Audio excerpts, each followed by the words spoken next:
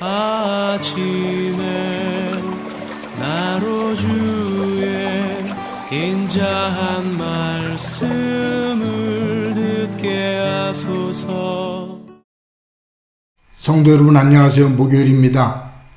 오늘도 하나님의 은총이 여러분들의 삶의 자리에 가득하기를 간절히 소망합니다.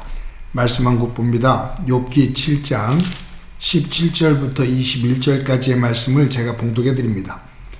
사람이 무엇이기에 주께서 그를 크게 만드사 그에게 마음을 두시고 아침마다 권징하시며 순간마다 단련하시나이까. 주께서 내게서 눈을 돌이키지 아니하시며 내가 침을 삼킬 동안도 나를 놓지 아니하시기를 어느 때까지 하시리이까. 사람을 감찰하시는 이여 내가 범죄하였던들 주께 무슨 해가 되오리까. 어찌하여 나를 당신의 관역으로 삼으셔서 내게 무거운 짐이 되게 하셨나이까. 주께서 어찌하여 내 허물을 사하여 주지 아니하시며 내 죄악을 제거하여 버리지 아니하시나이까. 내가 이제 흙에 누우리니 주께서 나를 애써 찾으실지라도 내가 남아있지 아니하리이다. 아멘.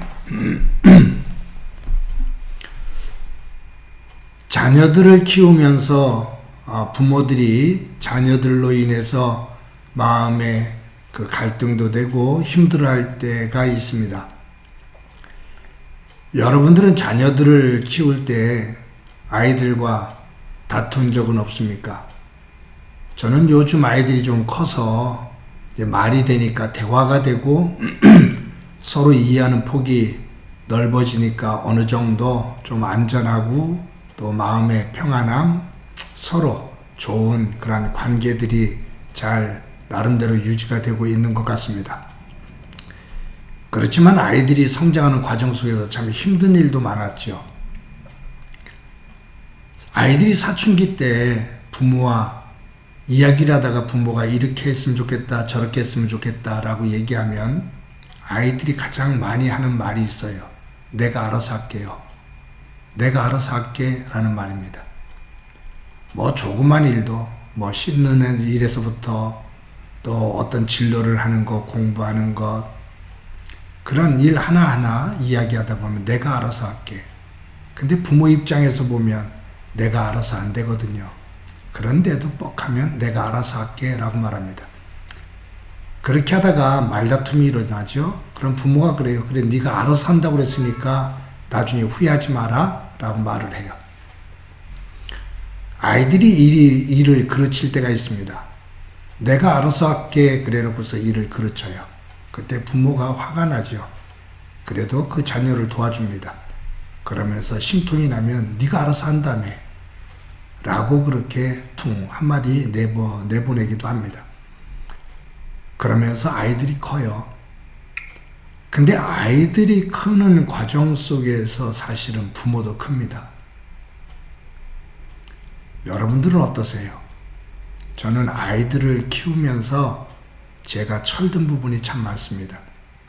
그래서 아이들이 성장한 것이 아니라 아이들을 키우면서 제가 성장한 듯한 느낌이 들어요. 아이들이 속썩이는 모습을 보면서 제가 저희 어머니를 속썩였던 것들이 떠올라서 깨닫게 되기도 하고요. 그래서 나이가 들어서 아이들을 키우다가 나중에 좀 철이 들면 부모님에게 대한 고마움, 그 은혜를 더 깊이 기억하게 됩니다. 그래서 옛날 어른들이 자랄 때 크면서 속썩였던 아이들이 커서는 부모에게 더 효를 한다라는 그런 말은 아마 크면서 자기도 아이를 기르면서 내가 얼마나 부모 속을 썩였는지, 내가 이만큼 아이들 때문에 속상한 거 보면 우리 부모님은, 내 어머니는 너무너무 속썩었겠다 라는 생각을 하면서 부모에 대한 고마움을 더 크게 느낍니다. 철이 들려면 아이들을 키워봐야 돼요.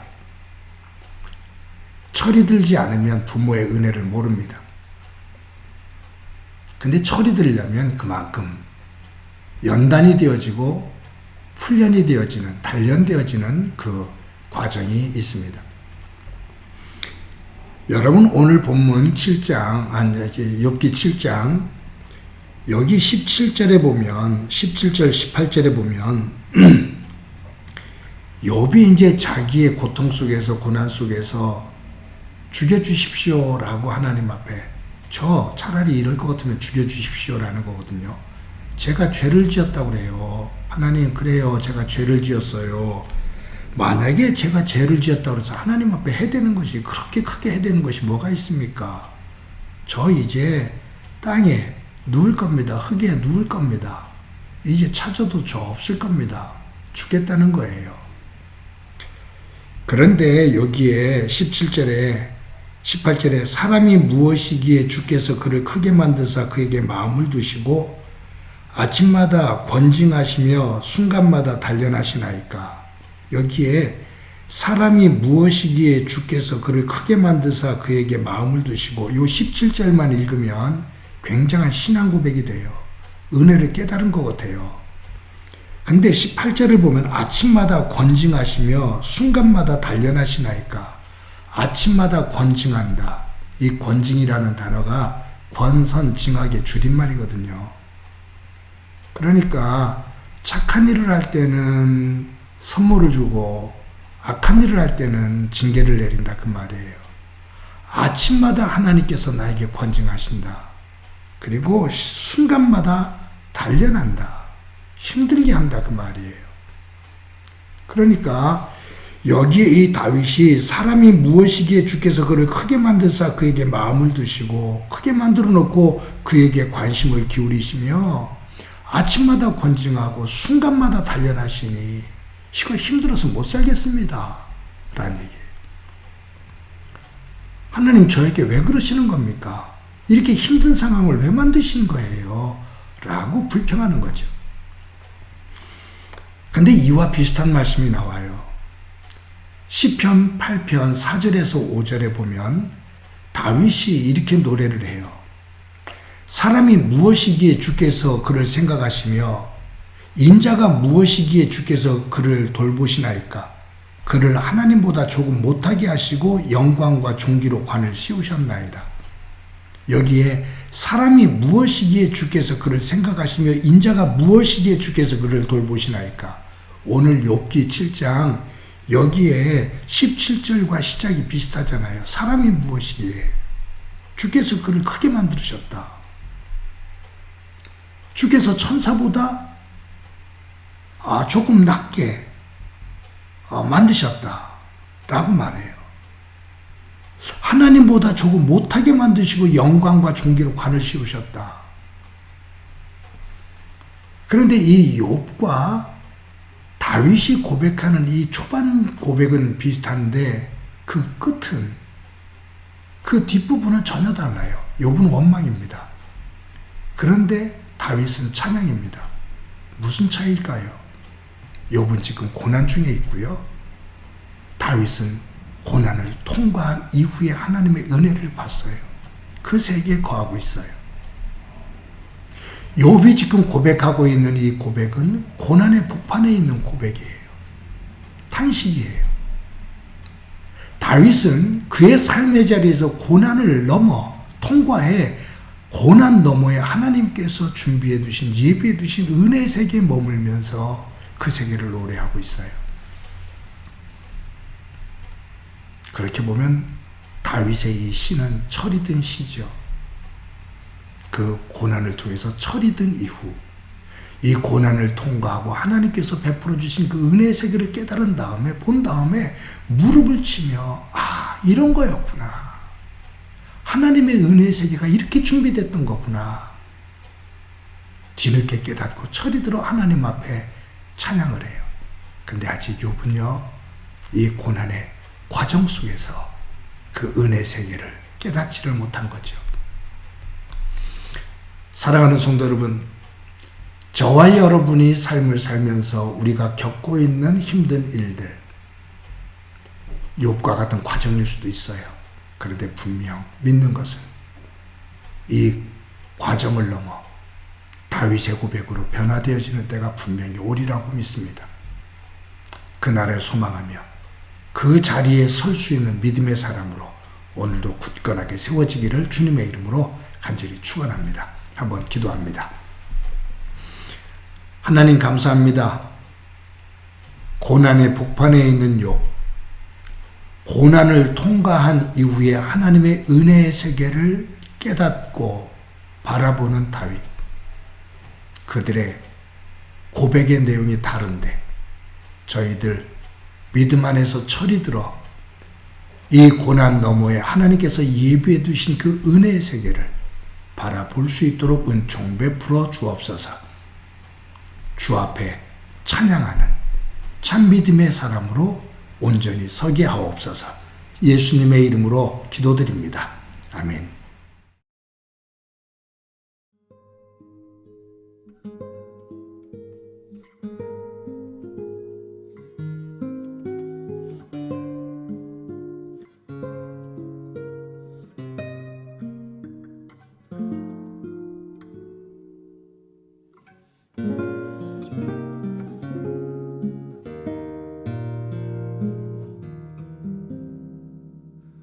괴로울 때 주님의 얼굴 보라. 평화의 주님 바라보아라. 세상에서 시달린 친구들아, 위로의 주님 바라보아라.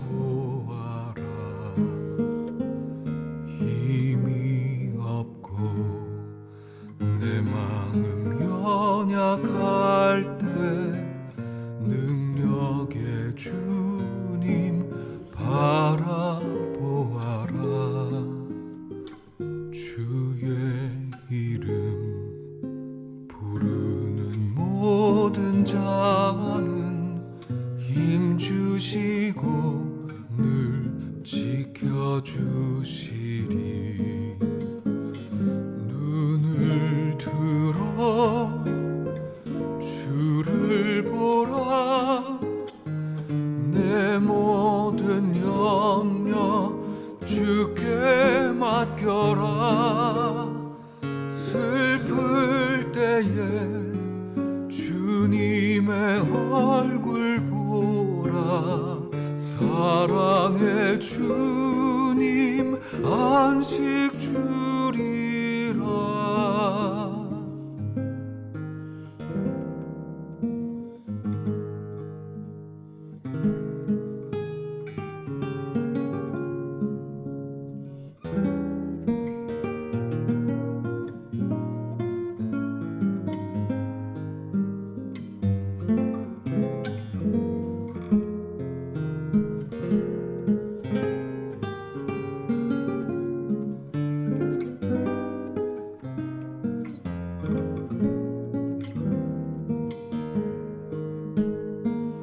눈을 들어 주를 보라.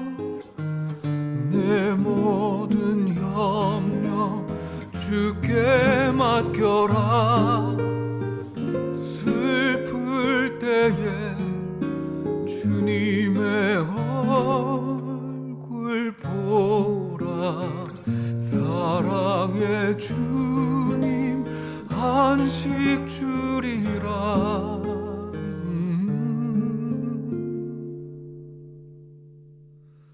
사랑의 주